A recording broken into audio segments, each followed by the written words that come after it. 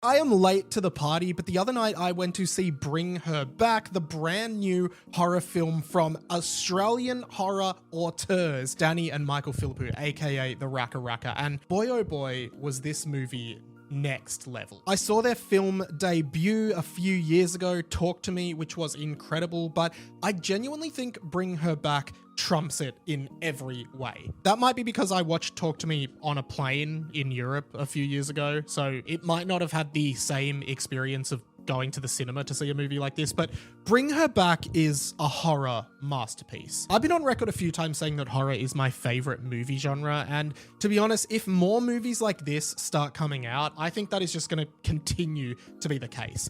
Bring Her Back is a masterpiece of horror, and it is genuinely hard to watch.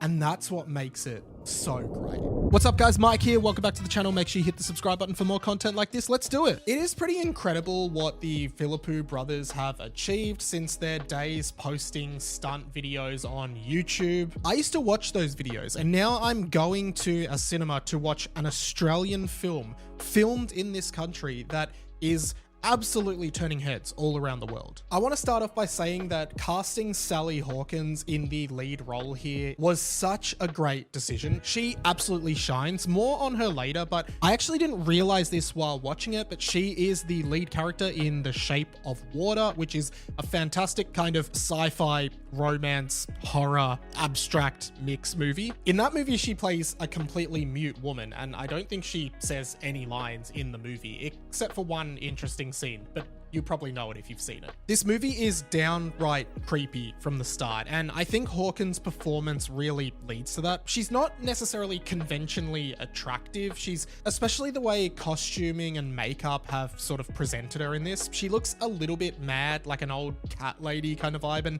it's sort of instantly unsettling. Essentially, two kids, a stepbrother and sister, have to go and live with her, and there is something sinister going on, particularly the fact that she has another child who is constantly locked in his room and doesn't speak at all. Throughout the film, we see her taking this child out into a shed in the back of the house that is always locked, and the mystery is really interesting. The film also opens up with a really creepy VHS style video of somebody raising someone up in a chain and essentially some really creepy cannibalistic stuff. I'm gonna be honest, there were various points of this movie where I felt a little bit sick. That's just the truth. I also had a lot of popcorn during the movie, so that could have contributed. Enjoy your grand prize, a lifetime supply of popcorn. Just took it to my veins! I'm not going to spend too much time on plot, but basically the entire movie revolves around Sally Hawkins' character trying to bring her daughter back. Hey, that's the name of the movie. By engaging in essentially like an occult, demonic sacrifice ritual kind of thing. That's where the boy living at the house comes in, and at the same time she is gaslighting the other main character, the older brother of the two siblings, who loves his stepsister who is also blind. There's a lot going on, and it honestly takes so many twists and turns. I think those VHS occult videos are really unsettling to begin with. They're never actually extensively explained either. You just kind of see them and have to interpret what's going on. Later you do learn, hey, while I've got you guys, I am dangerously close to hitting my target of 10,000 subscribers by the end of 2025, and I think I can do it, but I need your help. If you could hit that subscribe button, it would mean the absolute world to me, and I would love for you to get on board my channel. So hit that button now. I won't stop you. I'll wait.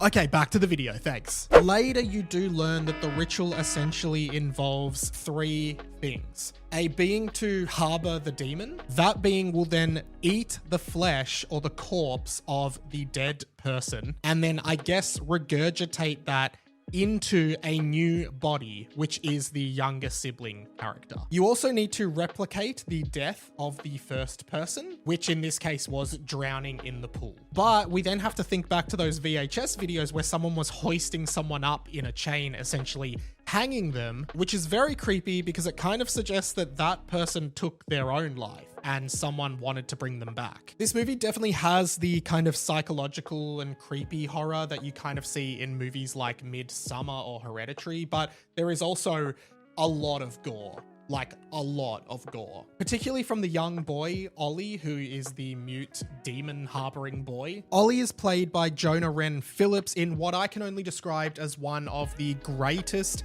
performances I have ever seen from a child actor. This kid must be like 10 or 11 years old, and it is a harrowing performance. It would be so difficult to be a kid and pull this off, but he is incredible. Billy Barrett, who plays Andy, the older brother, is also fantastic, as is Sora Wong, the blind younger sibling. Like, this ensemble cast of essentially 4 characters, one of whom doesn't even speak, is unbelievable. I think they really nailed every casting decision here, and it is so believable. It just feels incredible to watch. The gore really took me aback, particularly the cannibalism. That was extremely difficult to watch, but also a scene in which Ollie bites down on a knife and nearly disfigures his entire face. It was just very, very difficult to watch, and the entire cinema was kind of bracing themselves in that moment. It was actually one of the best cinema experiences I've ever had. We were in a really small theater that just happened to be like